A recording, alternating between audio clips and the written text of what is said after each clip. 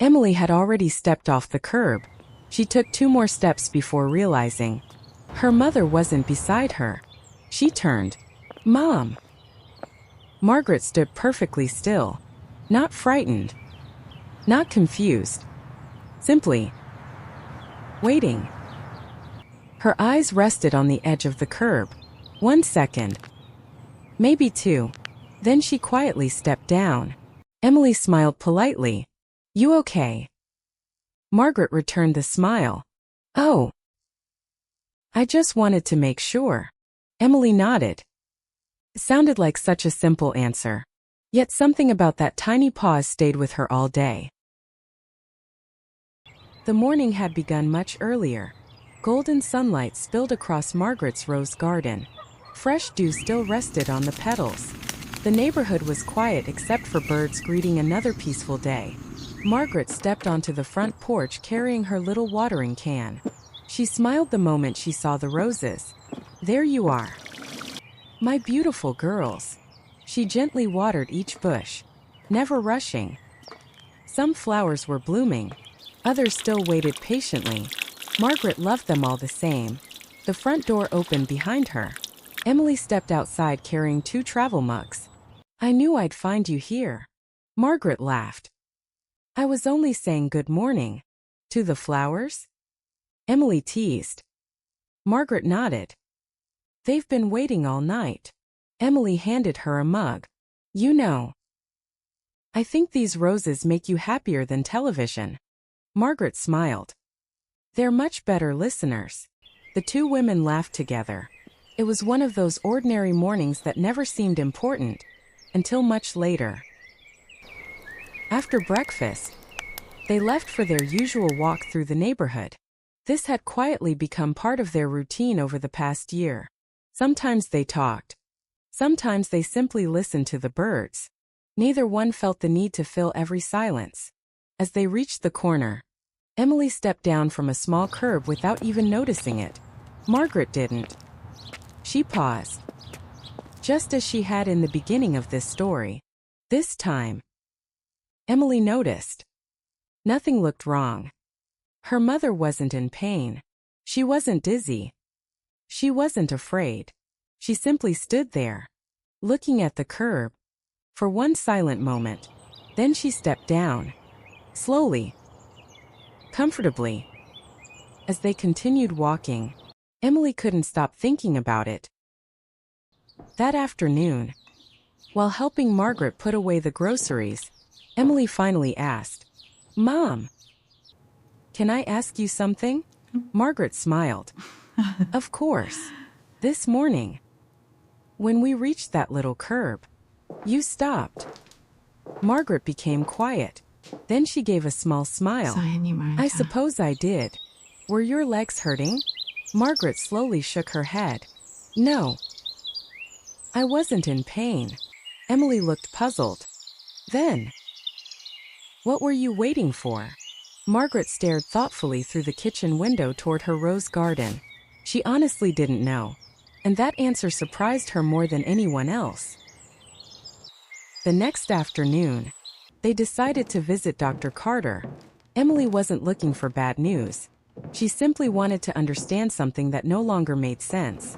As Dr. Carter listened to the story, he nodded gently. Then he looked at Margaret. "May I ask you one question?" Margaret smiled. "Please." Dr. Carter leaned forward slightly. "When you reached that curb," he paused. "Did your legs hesitate? Or did your brain?" Dr. Carter didn't answer immediately. Instead, he leaned back in his chair and smiled. "Margaret, may I ask you something completely unrelated?" She looked surprised. "I suppose so. When you leave your house at night, do you lock the front door?" Margaret laughed softly. "Every single night. Even if you're only going next door?" "Of course." Emily smiled. "She checks it twice." Margaret shrugged. "I've always done that." Dr. Carter nodded. "Do you think about it very much?" Margaret paused. "No. I just do it." Dr. Carter folded his hands. That's interesting. Because your brain does something very similar. Emily tilted her head. What do you mean? It protects you. Long before you ask it to. He smiled. It isn't trying to slow your life down. It's trying to make sure you keep living it. Margaret looked down at her hands. She had never thought about her brain that way. All these years, she had quietly blamed her body. Maybe she had been blaming the wrong partner. A memory suddenly drifted into her mind. When Emily was little, I used to remind her every morning. Look both ways before crossing the street. Emily laughed. You still remind me sometimes. Margaret smiled. I suppose I do. Dr. Carter nodded gently. Did you tell her that because every street was dangerous? Margaret shook her head. No. I said it because I wanted her to come home safely. Dr. Carter smiled. Exactly. He paused. That's what your brain has been doing. It isn't trying to make you afraid. It's trying to bring you home safely. The room became quiet. Emily slowly looked toward her mother. So, your brain isn't working against you. It's working for you. Margaret smiled. I've never looked at it that way. Dr. Carter stood and walked toward the window. A young father held his little daughter's hand while they crossed the parking lot. He waited for the cars to pass. Only Dr. Carter watched them for a moment. Then he turned back. Protection is one of the oldest jobs your brain has. It has been practicing it since the day you were born. Margaret followed his gaze through the window. The little girl skipped happily beside her father. She trusted him completely. Without realizing it, she suddenly wondered, had her own brain been quietly holding her hand all these years? As they prepared to leave the consultation room, Emily looked at her mother. If your brain has always been protecting you, then why does it sometimes become too careful? Dr. Carter smiled. That's exactly the right question. And the answer begins with something most people never even notice. The drive home was unusually quiet. Emily kept both hands on the steering wheel. Margaret watched the familiar street slowly pass by outside the window. Neither of them seemed eager to break the silence. Finally, Margaret smiled. You know, I've walked these sidewalks for almost 30 years. Emily glanced at her. And I've never once wondered how I actually walk. Emily laughed. I guess most of us don't. Margaret nodded. We just do. When they arrived home, Margaret walked into the kitchen and placed the groceries on the counter. Almost automatically, she reached for the kettle, filled it with water, placed it on the stove, then reached into the cabinet for her favorite teacup. Emily watched her. You didn't even think about any of that. Margaret looked confused. What do you mean? The kettle, the cup, the tea bag. You knew exactly where everything was. Margaret smiled. I've made tea thousands of times. Emily stopped for a second. Then she quietly said, So, your brain already knew every step. Margaret slowly looked at the kettle. I suppose it did. Later that afternoon, Margaret sat beside the living room window with her tea. A small community orchestra was practicing in the park. The music drifted gently through the open window. Violins, a cello, a flute. Emily smiled. They're getting better. Margaret watched for a moment. My father loved orchestras. He used to tell me. Most people watch the musicians. Very few people watch the conductor. Emily followed her mother's eyes. The conductor never made a sound. He simply lifted one hand. And suddenly, every instrument moved together. Perfectly. That evening, Dr. Carter's words quietly returned to Margaret. She smiled to herself. Maybe my brain is a little like that conductor. Emily looked over. The conductor? Margaret nodded. My legs aren't deciding everything. My eyes, my balance, my muscles. They're all playing their own parts. But something is quietly keeping them together. Emily leaned back in her chair. So, when we walk, we're really watching the orchestra, not the conductor. Margaret smiled. I think that's exactly what he wanted us to discover. Neither of them said anything for a while. The music outside continued. Gentle, calm, almost effortless. And for the first time, Margaret wondered, if every step had always needed a conductor, what happens when the conductor begins doubting the orchestra? The next morning, the kitchen smelled of freshly baked bread. Margaret stood by the counter, slicing strawberries into a small ceramic bowl. Emily was packing groceries into a canvas shopping bag. Would you like to come with me? Emily asked. I only need a few things from the market. Margaret smiled. I'd love to. It had been one of their favorite little routines for years. No schedule. No hurry. Just another excuse to spend time together. The neighborhood grocery store was only a few blocks away. Emily pushed the shopping cart while Margaret walked beside her. Halfway through the produce section, the cart suddenly pulled to the left. Emily stopped. Oh! One of the wheels is stuck again. She gave the cart a gentle push. The front wheel resisted for a moment, then slowly straightened. Margaret watched carefully. A small smile appeared on her face. Emily looked at her. What? Margaret chuckled. I think I've just been thinking about Dr. Carter. Emily laughed. In the produce aisle? Margaret nodded. That little wheel. It reminded me of something. She placed 2 apples into the cart. When the wheel felt uncertain, it didn't stop the cart. It simply slowed everything down. Emily looked at the wheel. So, it was trying to keep the cart under control. Margaret nodded. Exactly. Neither woman spoke for a few seconds. The idea quietly settled between them. On the walk home, Margaret noticed herself approaching another curb. This time, she paid attention. Not to her feet, but to what happened just before her feet moved. There it was again. A tiny pause. Almost impossible to notice. She smiled. My legs aren't asking for permission. Emily looked at her. Then who is? Margaret gently touched her temple. I think my brain is. That afternoon, they stopped by Dr. Carter's office for a routine follow-up. Emily couldn't wait to tell him about the shopping cart. Before she finished the story, Dr. Carter smiled. I was hoping you'd discover something like that yourselves. Margaret looked surprised. You mean that wasn't the lesson? Dr. Carter shook his head. No, the lesson wasn't the shopping cart. It was what you noticed. He folded his hands.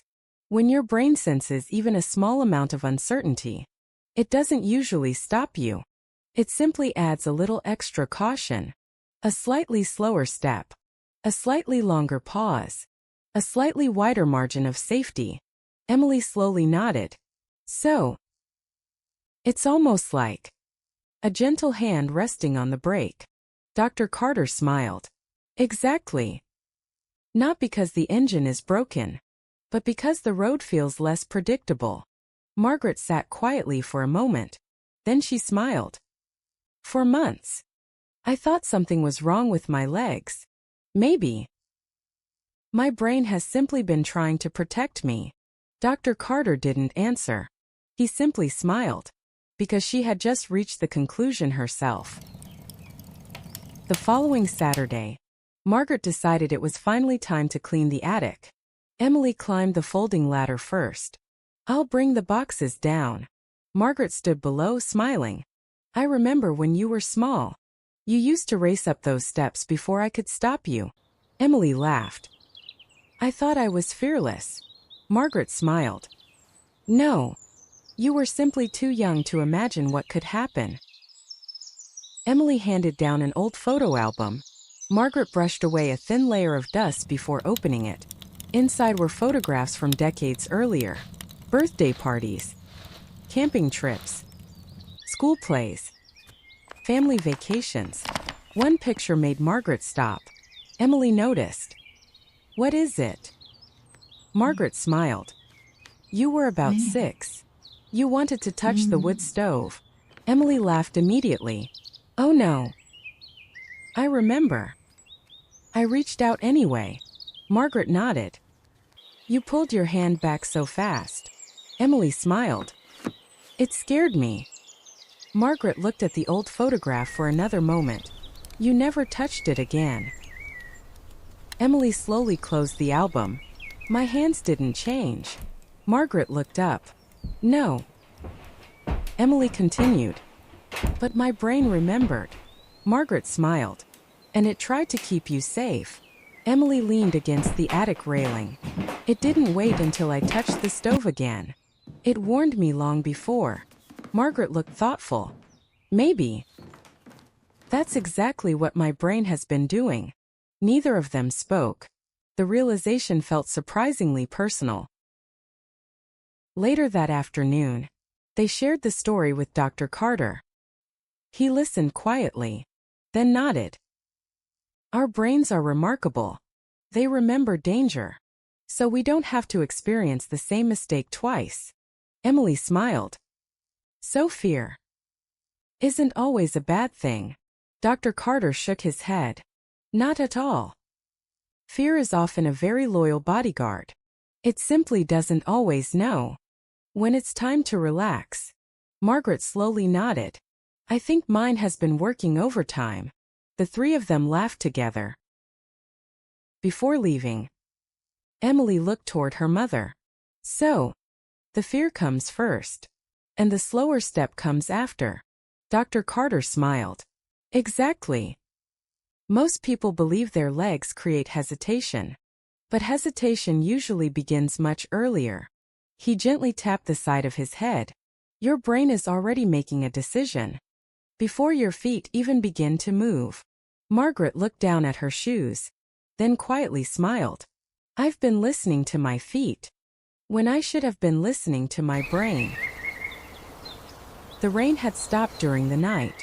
Early the next morning, Margaret stepped into her rose garden carrying a small basket and a pair of pruning shears.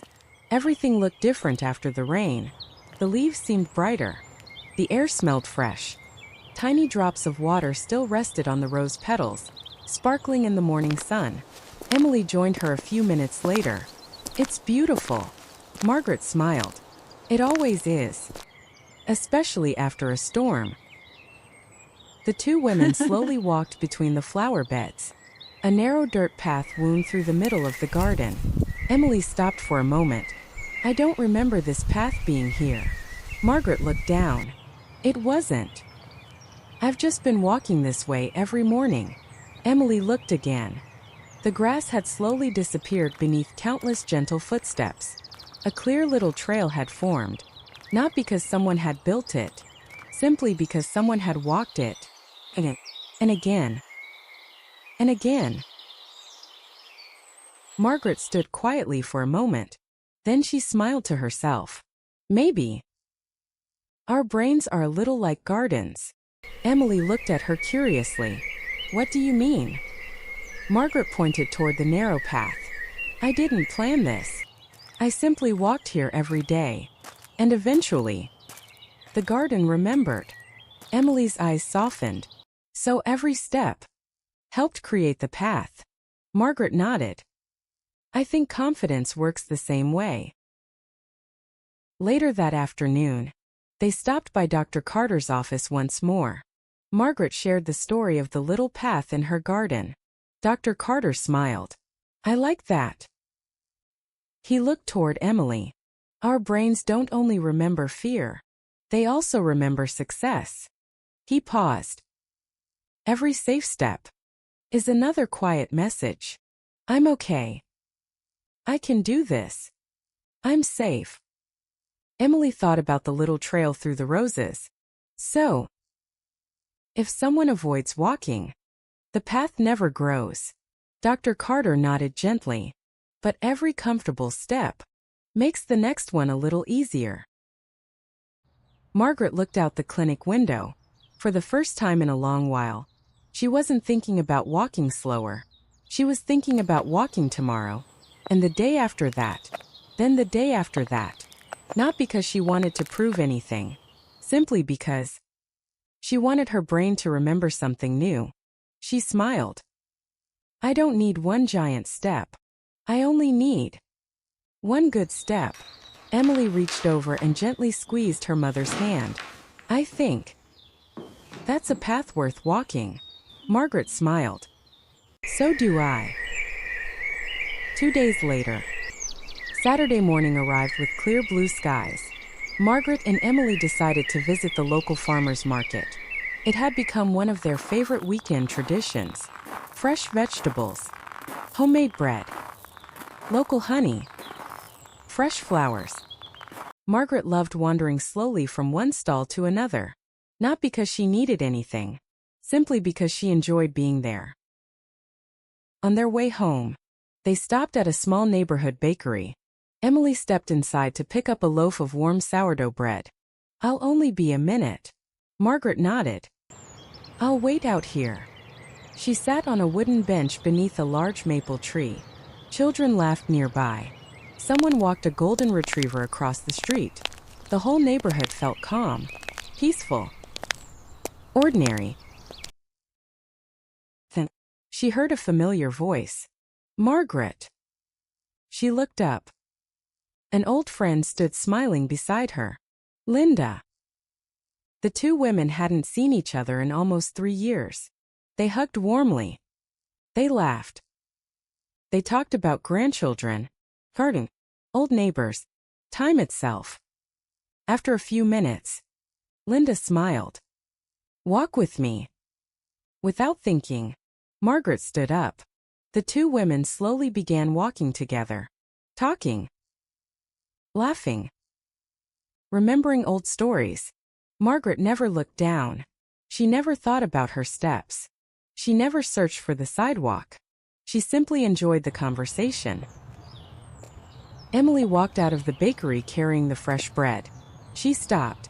For a moment, she simply watched. Her mother was already halfway down the sidewalk, walking naturally, comfortably, without hesitation. Emily smiled to herself. She didn't call out. She didn't interrupt. She simply watched. Later, after Linda had gone home, Emily caught up beside her mother. Mom. Margaret looked over. You didn't stop. Margaret looked puzzled. When? That curb. Margaret turned around. There it was. The very same kind of curb that had made her pause only days before. She smiled. I didn't even notice it. Emily laughed. I know. They continued walking, side by side. Margaret thought quietly for a moment. Then she smiled. I wasn't thinking about walking. I was thinking about Linda. Emily nodded slowly. And your brain wasn't thinking about danger. Margaret looked ahead. I think it finally had something better to think about. That evening, they shared the story with Dr. Carter. He smiled before either of them finished. Sometimes, confidence doesn't return because we're trying harder. He paused. It returns because we finally stop thinking about ourselves. Margaret sat quietly. She smiled. Maybe confidence had never been something she could force. Maybe it quietly returned the moment life became more interesting than fear. The sun was beginning to set. Golden light stretched gently across the rose garden. Margaret carried 2 cups of tea onto the porch. Emily followed with a small plate of freshly baked cookies. Neither of them turned on the television. Neither of them reached for their phones. Some evening, silence was the nicest conversation they could have. For several minutes, they simply watched the roses move gently in the evening breeze. Finally, Emily smiled. You've been smiling a lot more lately. Margaret looked surprised. Have I? Emily nodded. I think so. Margaret laughed softly. Maybe I've been worrying a little less. The words came so naturally. She almost surprised herself. Emily took a sip of tea. So, what are you taking home from all of this? Margaret didn't answer immediately. She looked toward the narrow path that now curved through the rose garden. The same little path they had noticed only days earlier. Then she smiled. I think I've learned 3 quiet things. Emily listened. Not to remember them, but simply because she wanted to hear her mother's voice. Margaret looked at the roses. The first. I've stopped blaming my legs. She gently rested one hand on her knee. They've been doing their best all along. She smiled. My brain was simply trying to protect me. A gentle breeze passed through the garden. The second. I don't have to become fearless. I only have to keep giving my brain small reasons to feel safe. Emily slowly nodded. That sentence stayed with her. Margaret looked toward the little garden path once more. And the third. The best way to stop thinking about every step is to start enjoying where the steps are taking me. Neither woman spoke. They simply sat together, watching the evening light slowly settle across the garden. Emily smiled. You know, I thought I was bringing you to Dr. Carter. Margaret laughed. I thought so too. Emily continued. But I think we both learned something. Margaret reached over and gently squeezed her daughter's hand. I hope so. Because one day, you'll grow older too. Emily smiled. And when I do, I'll remember this garden. Margaret looked around. So will I. The last rays of sunlight slowly disappeared behind the trees. Margaret took one final sip of tea. She wasn't thinking about the curb anymore, or the hesitation, or even the fear. She was simply grateful. That understanding had quietly taken its place. Late that afternoon, Margaret and Emily left Dr. Carter's clinic together. The golden light of early evening stretched across the stone pathway that wound through the rose garden. Is just the air was still. Today. Only the gentle sound really of birds drifted through the quiet neighborhood. For a while, neither of them spoke. They simply walked, side by side. Emily glanced toward her mother. Something felt different. Not dramatic. Not miraculous. Just lighter. She smiled. Mom. Margaret looked over. Yes. You really do look different. Margaret laughed softly. Maybe. I'm simply paying attention to different things now. Emily smiled. I think you are. Dr. Carter followed a few steps behind. He watched the 2 women for a moment before speaking. You know, most people believe walking begins with the legs. He paused. It doesn't. Emily turned. Then where does it begin? Dr. Carter smiled gently. Every single step begins here. He lightly touched one finger to his temple. Long before your feet move, your brain has already decided whether the world feels safe. Margaret looked ahead toward the winding path disappearing into the rose garden. She quietly nodded. For the first time, those words no longer sounded like science. They sounded like truth. Emily looked at her mother. So, the legs were never really the problem. Margaret smiled. No. My brain was simply doing its best to protect me. She looked toward the flowers blooming beside the path. And now, I'm giving it new reasons to trust again.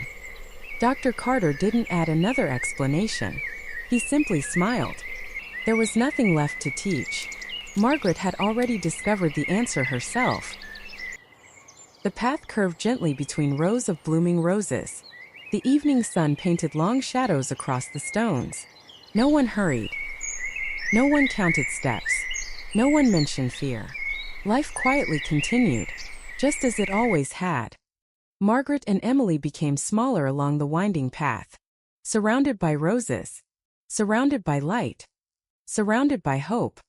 Dr. Carter's voice was heard one final time. Sometimes, the strongest legs in the world still wait for permission. And that permission comes from the place most people never think to look.